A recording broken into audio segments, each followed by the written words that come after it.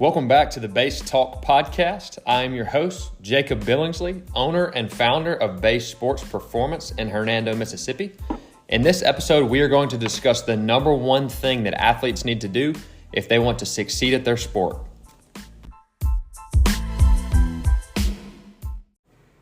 All right. Welcome back. So today, like we mentioned, we are going to discuss the number one thing that athletes need to do if they want to succeed in their sport.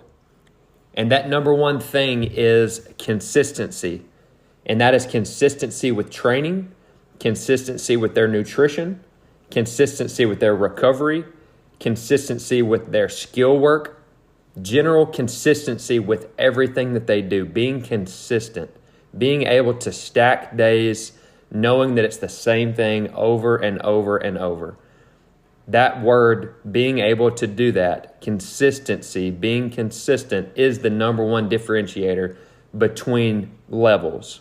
And that's, from high school to collegiate, from collegiate to professional, from minor leagues to major leagues. Being consistent in what you do is the number one biggest thing that separates guys and girls from their next level. So, a lot of our collegiate and some of the minor league guys will ask, what are the biggest differences between guys that are in the minor leagues and guys that are, MLB, guys that are, have a big career, in the show and that are doing really well. What is the difference? And it's literally consistency. It is being consistent in everything. Consistent, if they're a shortstop, making those routine plays consistently over and over and over. If they're a pitcher, being able to throw pitches to locations consistently and not just sporadically, right? A lot of the things, let's just talk pitchers, for example, from minor leagues to major leagues. A lot of the minor league pitchers are just as good from a skill development standpoint or skill standpoint as the major league guys. They have the same pitch shapes. They have the same velocity. They have the same competitive drive. They have the same everything, but they're not as consistent.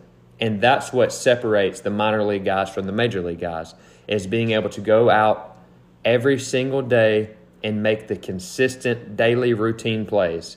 Again, if you're a shortstop, making those routine plays every single time, being consistent.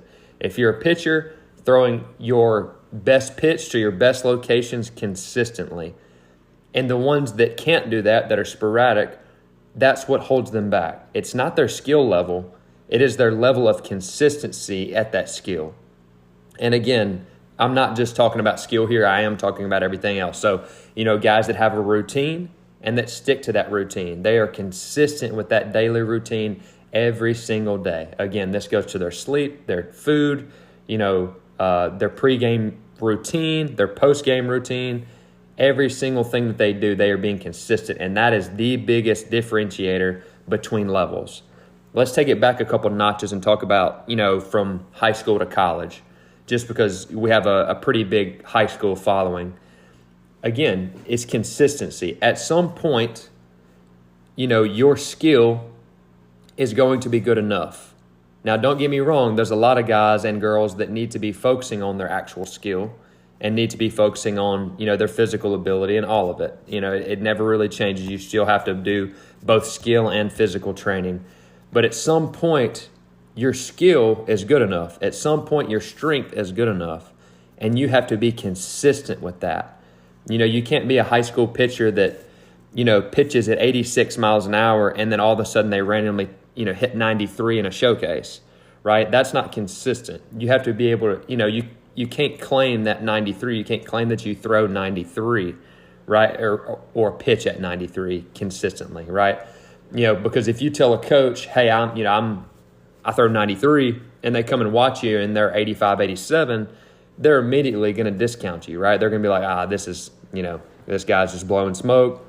He doesn't really understand or know what he's talking about, and, he's not consistent, right? But if you tell a coach, hey, I throw 93 and you're consistently throwing 90, 91, that's a lot more believable, right? Because you're consistent. You're consistent with what you've told them.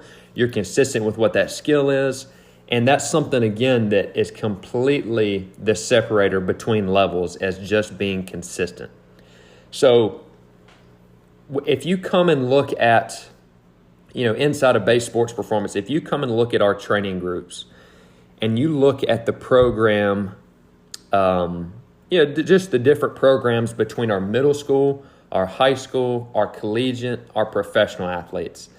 If you come and look at those programs, a lot of the exercises are the exact same, right? Because at some point, especially if we're talking about strength training or sport performance in general, there's meat and potatoes that are always going to be the meat and potatoes, right?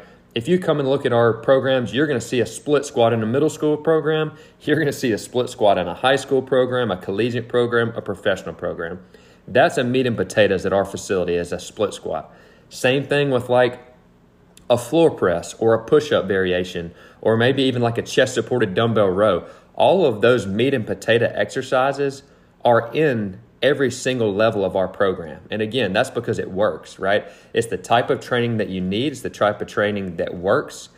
And all we have to do is be consistent in doing that, right? We don't need to go and randomly try something that we saw on Instagram or TikTok or Facebook or whatever, right? We don't need to try random stuff all the time, because what happens is if we get in the habit of trying random things like that, and we randomly pick something, we do it here for a couple weeks, and then we see a knees over toes program and we do that for a month, and then we see a guy that is let's just say he claims he can get you 10 miles an hour on the pitching mound in 8 weeks, and you do that for 2 months.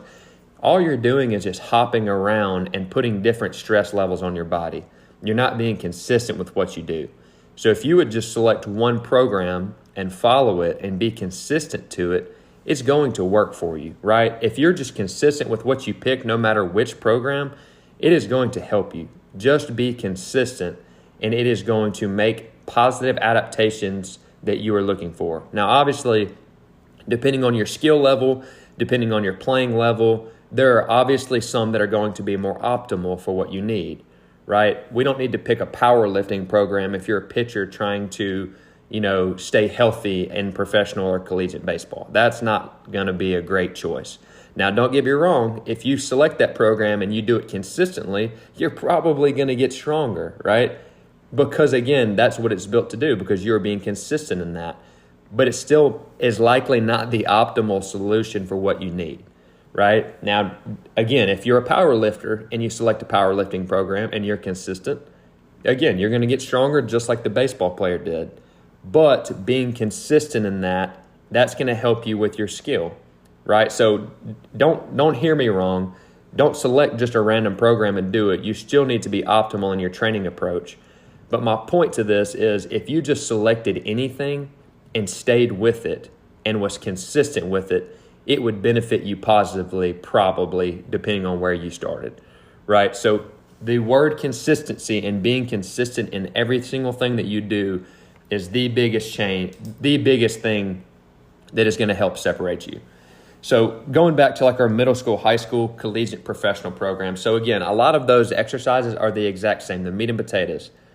What separates those is the level of skill that they are at, or the level of, probably the level of volume that they're at, which I guess, could still come back to the skill level. So if you have, middle school athletes and our collegiate group, let's say that we both have split squat, we both have, a push-up variation, we both have a chest-supported row or some sort of dumbbell row variation, right?